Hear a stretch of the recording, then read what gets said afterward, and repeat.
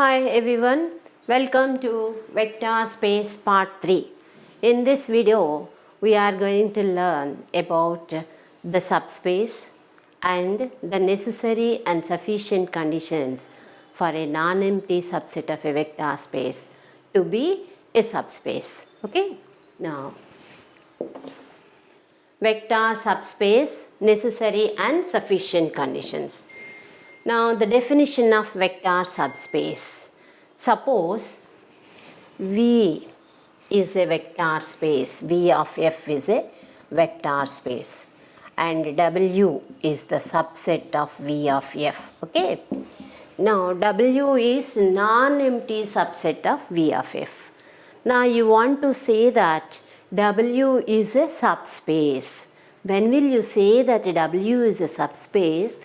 If W is a non-empty subset of V and W itself becoming a vector space with respect to the operators of V. Now what is V? V is a vector space. Suppose V plus dot. V is equipped with these two operators, plus and dot. With respect to those two operators, V is becoming a vector space. When will you say that V is a vector space? With respect to the defined operators, if V satisfies the set of properties, that is, the first one is V plus should be abelian. Second one, V should be closed with respect to scalar multiplication. And third set of properties, that is, there are four properties. A plus B into alpha is equal to A alpha plus B alpha for every alpha belongs to V, A comma B belongs to F.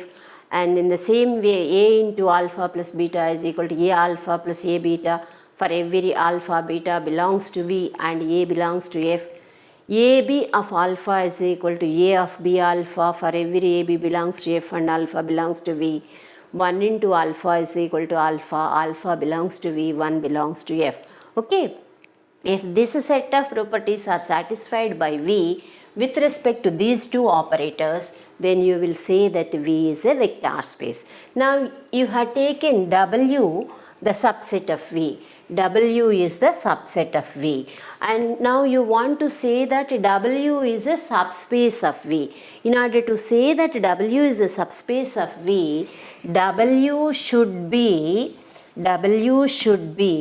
vector space with respect to the operators of V. What are the operators of V here? Plus and dot with respect to the operators of V. Now is it clear? That means you can say that it is a smaller vector space within the larger vector space. Is it? V is the larger vector space and subspace, if you say W is a subspace, W will be also a vector space with respect to the same operators of V. That means W itself is a vector space. Now is it clear? That means W should satisfy all the properties of vector space with respect to the operators of V. What are the operators of V? Plus and dot. So here if you want to say W is a subspace, W plus is abelian and W is closed with respect to scalar multiplication. And third set of properties. What are the third set of properties? A plus B into alpha is equal to A alpha plus B alpha for AB belongs to F and alpha belongs to V. And A into alpha plus beta is equal to A alpha plus A beta for alpha beta belongs to V, A belongs to F. And AB of alpha is equal to A into B of alpha. Okay.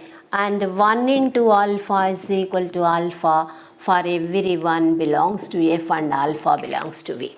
Is it? If all these properties are satisfied by W, then you will say that W is a subspace. Now is it clear?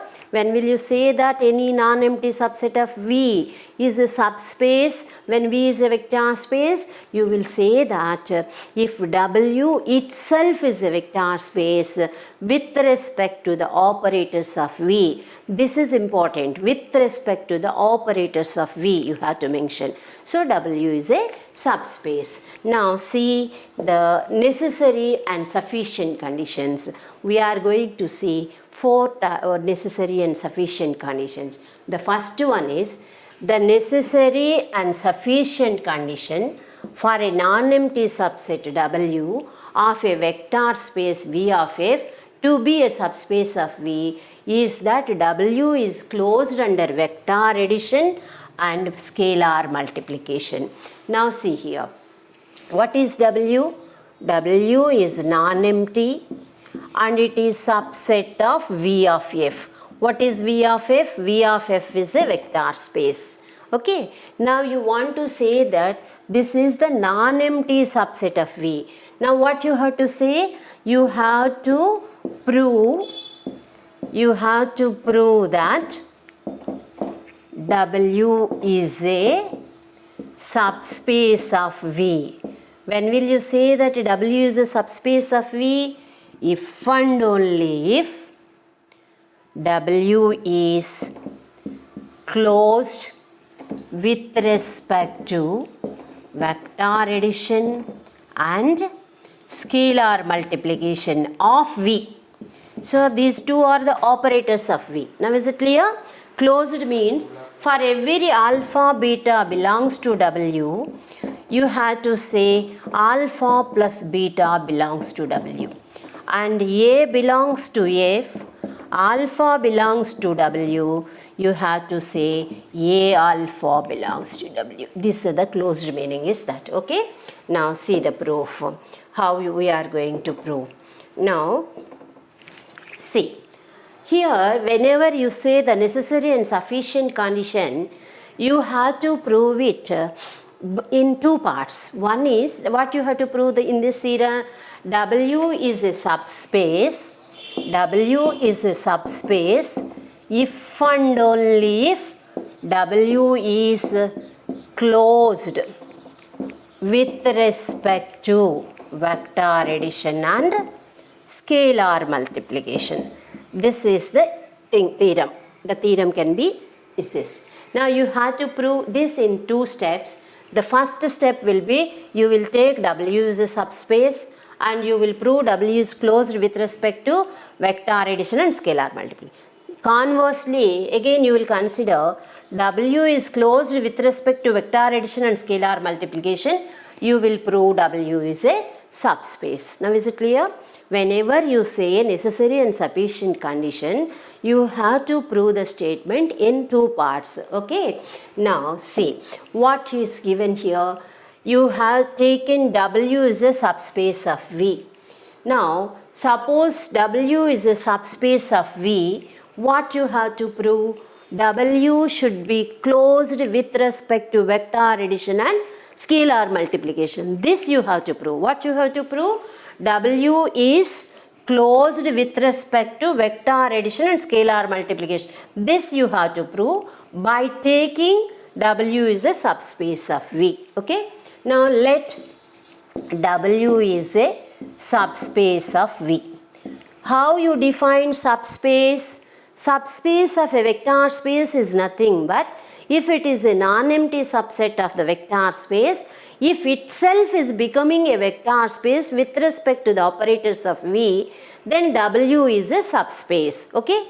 Now since W is a subspace, you can say that W itself is a vector space with respect to vector addition and scalar multiplication of V. Is it okay?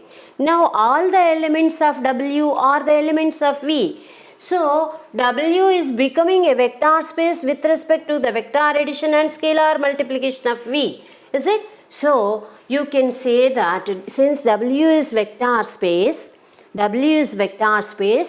according to the definition of the vector space, it is closed with respect to vector addition and scalar multiplication. Is it? By definition of vector space, you are confirming that. So, you have taken W as a subspace of V and you are able to show that W is closed with respect to vector addition and scalar multiplication. That means the first part is over. Now, see the next one.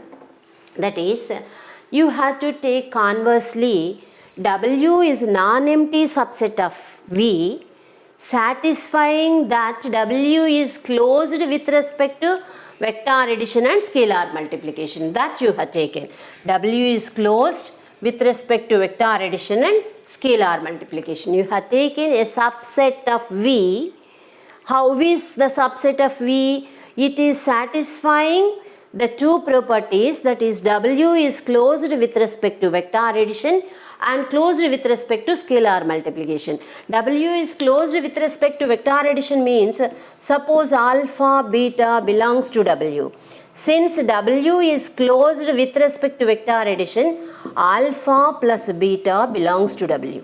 And it is also closed with respect to scalar multiplication means, A dot alpha belongs to W for every alpha belongs to W and A belongs to F. Now, is it okay? This is the thing you have taken. W is the set of non-empty subset of V such that in W these two properties are satisfied. Now, what you have to prove? You have to prove that W is a subspace. In order to say that W is a subspace, you have to prove W is a vector space. In order to prove W is a vector space, first you have to say W plus is abelian. And W is closed with respect to scalar multiplication, and the four properties also should satisfy in the definition of vector space. Now see how we are going to say.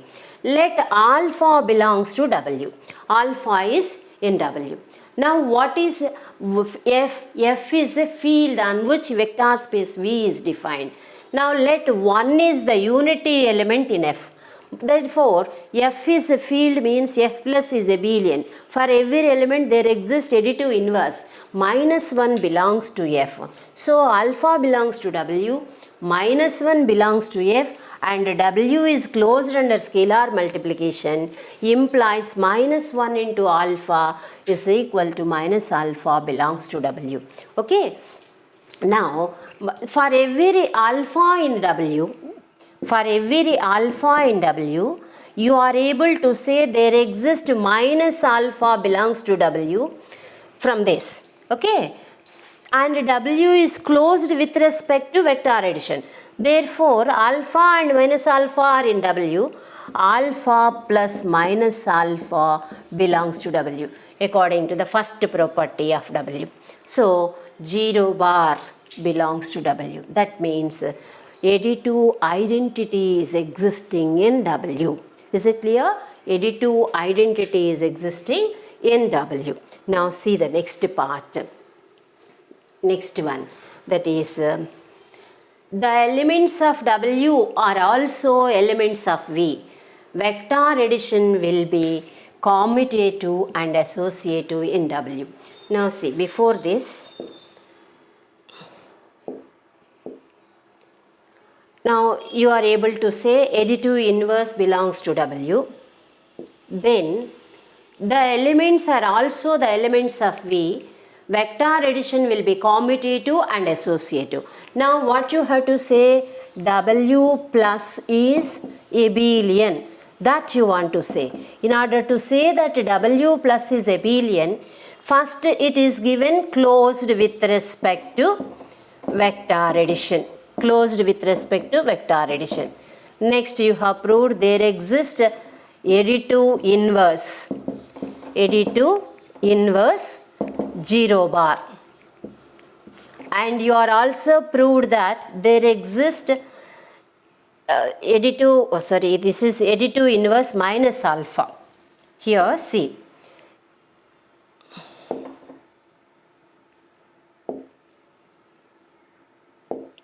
See here, you have taken minus 1 belongs to F, alpha belongs to W, minus 1 belongs to W, F, minus alpha belongs to W. That means for every alpha minus alpha belongs to W means additive inverse exists.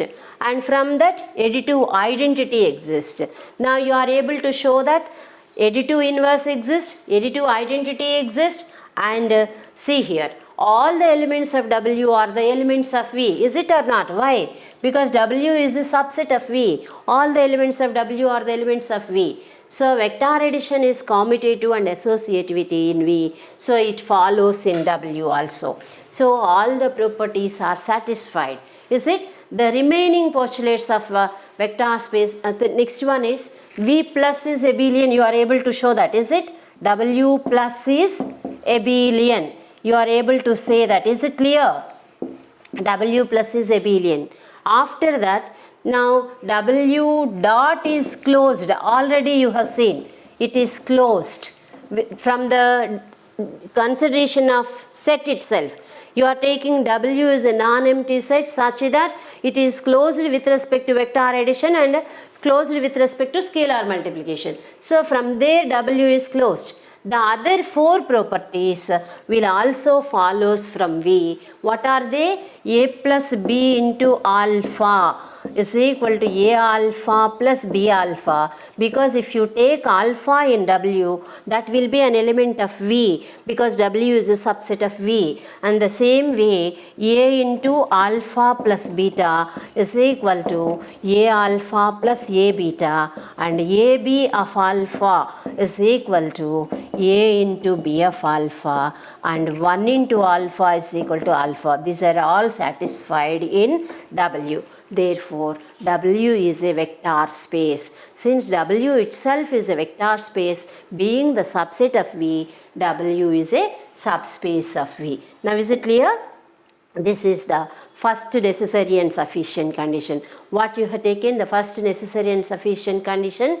Here, if W is closed with respect to vector addition and scalar multiplication, W will be the subspace of a vector space. Is it? Okay. Now see the next theorem. This is, let V of F be a vector space and let W is the subset of V. The necessary and sufficient condition for W to be a subspace of V is, for every alpha beta belongs to V, alpha minus beta belongs to W, and A belongs to F, alpha belongs to W, A alpha belongs to W. If these two conditions are satisfied, then you will say that W is a subspace. Now see the proof. The first part is similar to the previous one. Now you have taken V of F be a vector space and W is the subset of V. Suppose W is a subspace of V. W is a subspace of V means W itself is a vector space. W itself is a vector space. Is it or not? W itself is a vector space. Since it is a vector space, it is closed with respect to vector addition and scalar multiplication. So since it is closed with respect to scalar multiplication, for every A belongs to F, A alpha belongs to W. This you proved from the definition. And also alpha belongs to W, beta belongs to W if you take. Alpha belongs to W, beta belongs to W. What is W?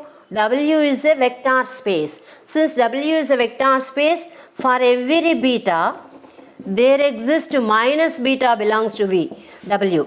Because W being a vector space, every element of W possesses its additive inverse. So, alpha plus minus beta belongs to W, which implies alpha minus beta belongs to W.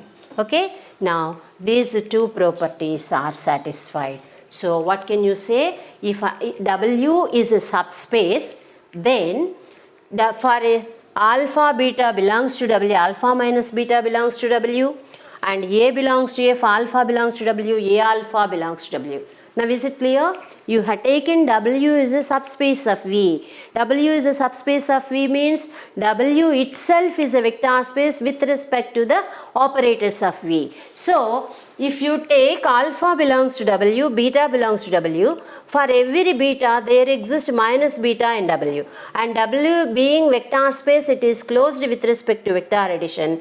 Therefore, alpha plus minus beta belongs to W implies alpha minus beta belongs to W. Similarly, A belongs to F, alpha belongs to W implies A alpha belongs to W. So, what you have taken, W is a subspace of V, and you are able to show that W is for our two elements belongs to W, alpha minus beta belongs to W, and A alpha belongs to W. Okay. Now, conversely, suppose that A belongs to alpha belongs to W, beta belongs to W implies alpha minus beta belongs to W, and A alpha belongs to W for every A belongs to F and alpha belongs to W. Okay. Now, you are taking W in an empty set satisfying these two properties. Now, you have to prove W is a subspace of V. Is it clear? W is a subspace of V. Now, see.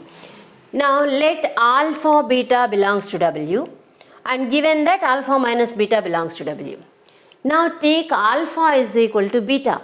Now, if you take alpha is equal to beta, alpha minus alpha belongs to W from this condition. Therefore, 0 bar belongs to W. That means additive identity exists in W. Now, is it clear? In place of beta, you are taking alpha, because alpha is an element in W, minus alpha will also be an element in W.